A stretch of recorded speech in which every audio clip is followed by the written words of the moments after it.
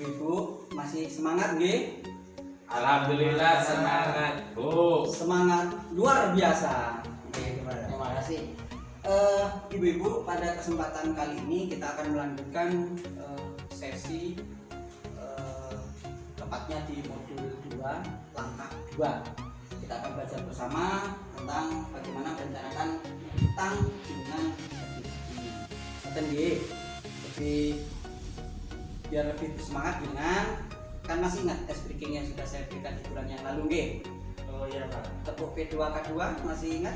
Oh iya ingat Pak. Pak. Biar lebih semangat nggih, monggo.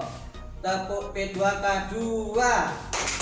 Pertemuan peningkatan kemampuan keluarga. Ini baru Pak, ini kurang semangat. Enggak masalah.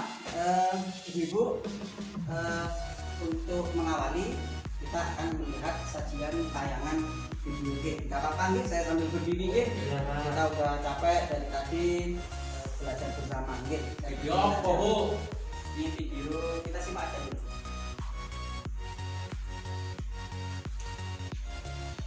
Pokok rumah sakit, Bu.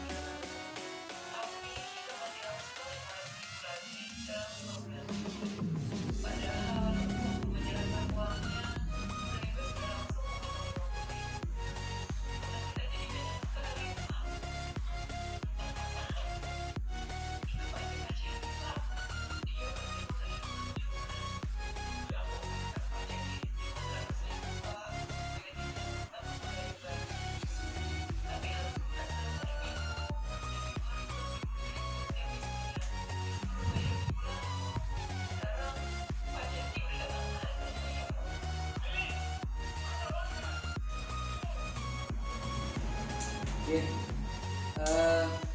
Ini barusan satu keadaan yang dialami oleh keluarga Ibu Lili dan Ibu sini. Saya ini tanya kepada Dina, monggo Dina, dari tayangan video barusan, kira-kira masalah apa yang dihadapi oleh keluarga Ibu Lili? Kayaknya Pak, apa itu kredit hutang Pak. Nah, yang terus, hutang. iya. Jadi hutang satu belum dilunasi, hutang lagi gitu Pak. Dilunasi. Itu Ge. Jadi Bu Lili kebingungan dan sebagainya Ge. Untuk ya, tadi bayar mau apa bayar untuk biaya rumah sakit, pokoknya bingungan gitu Pak. Oke, siap, bisa diterima. Monggo Mbak Arifah. Saya Oke, tentang apa kira-kira? utang, Pak. Oke. Bu Lili itu utangnya ku nggak tepat, ya. Oke, terus. Mungkin ke rentenir. Tadi bingung, Pak. Tadi pada karena bunganya terlalu besar. Ya, Oke. intinya itu kayak gitu. Oke. Ya itu aja, Pak. Ya. Jadi saya sampaikan terima kasih dulu atas jawaban yang jenengan sampaikan. Jadi intinya apa yang dialami oleh keluarga Ibu Lili itu berkaitan dengan persoalan utang karena anaknya sakit kan begitu tadi. Karena kebutuhan biaya, kemudian Ibu Lili kebingungan dan kemudian ternyata punya utang lainnya. Ini artinya bahwa perlu satu pengendalian keuangan dalam keluarga. Kan ngoten nggih, ketika kita tidak bisa mengendalikan pengeluaran, maka kita akan sering berhutang. Begitu kira-kira nggih. Utang yang tidak dikelola dengan cermat maka akan membawa masalah besar. Kita berhutang bukannya memberikan solusi tapi melahirkan masalah, gitu ya. Itu kira-kira. Nah, untuk itu mari kita akan belajar, kita akan lihat di ucap 2A. Monggo Bu Rina langsung saja. Ini dengan baca, nanti bergantian sama Mbak Rita. Monggo.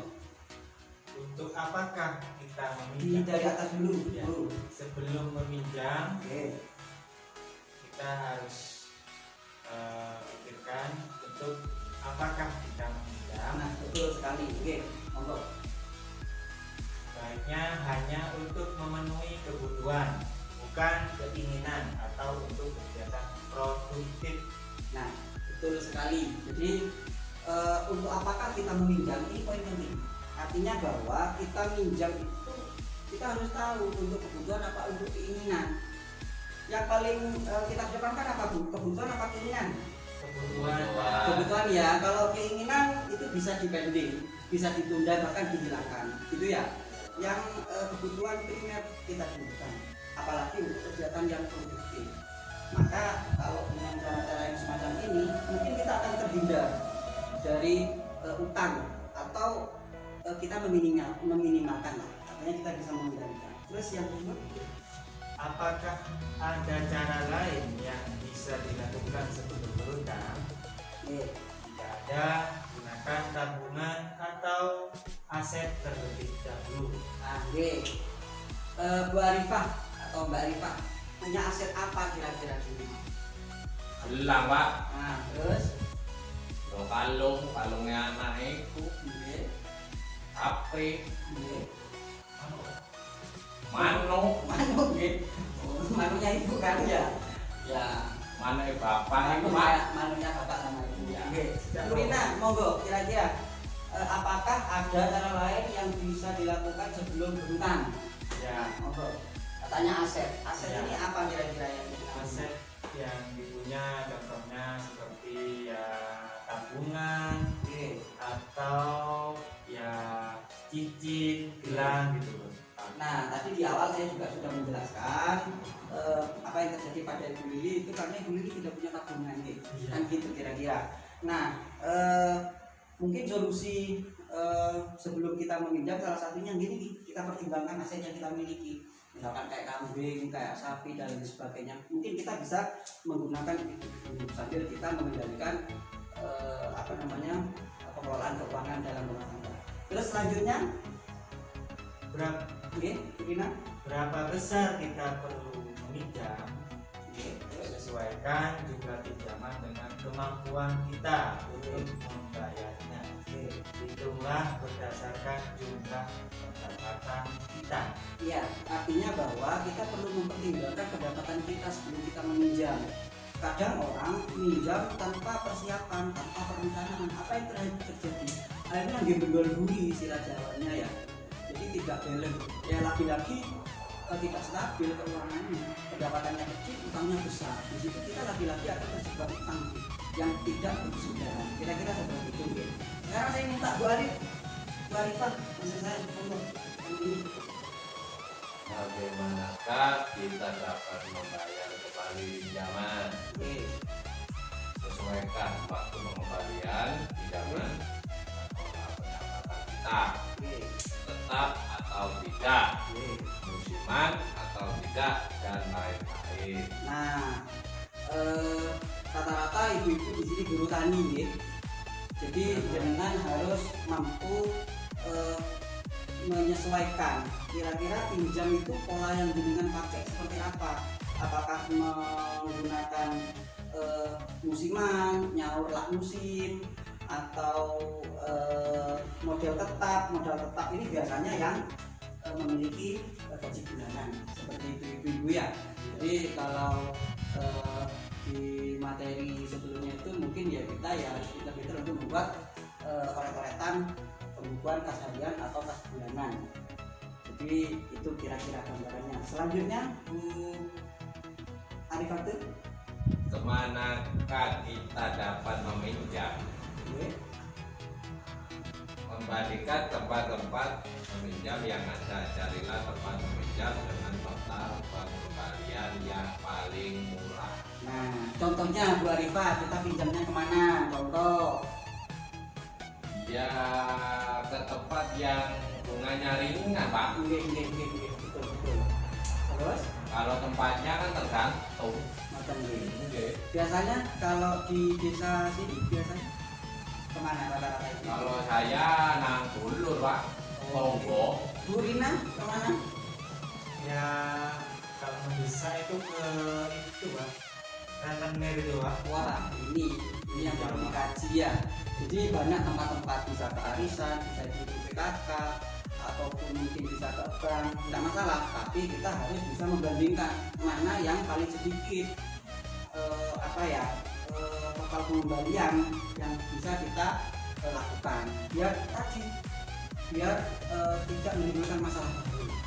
Dan ngoten nggih. Baik, saya rasa ibu-ibu paham mengenai ini. Selanjutnya jenengan buka nggih Bu di lembar cerita 2A ya, lembar 2A menghitung mahar murahnya utang. Untuk mempermudah saya bacakan ya. Ya. Dari nomor cepat. Suatu hari anak Ibu Lili yang bernama Agus sakit demam berdarah. Ibu Lili membutuhkan uang sebesar Rp500.000 untuk membayar tambahan obat dan biaya transportasi. Pak Rusli baru saja mulai mengerjakan borongan pembangunan rumah selama 4 bulan.